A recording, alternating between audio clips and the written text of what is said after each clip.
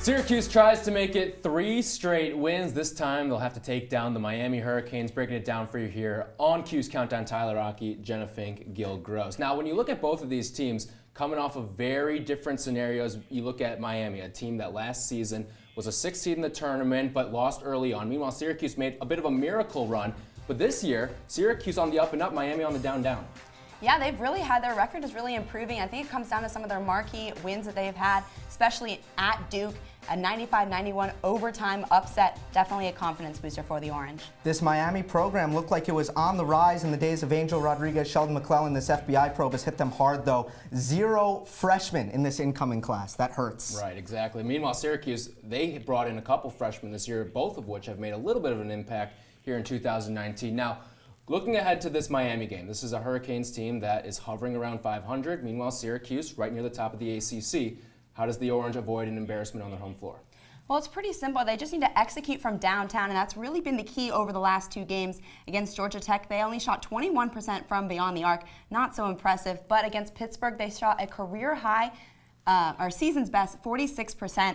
And that's come down to Tyus Battle and O'Shea Brissett really stepping up, but also Buddy Boeheim. He made 5-6 of his threes over the last 2 games. Yeah, it's a make and miss league for sure. You either make them or you miss them. But I think they need to wear down Miami here. Miami's kind of like Syracuse last year. They only play with 7 guys, and they're really good. They just get tired. You look at the last time out against UNC, they were tied at the half with a really good Tar Heels team. They ended up losing by 8.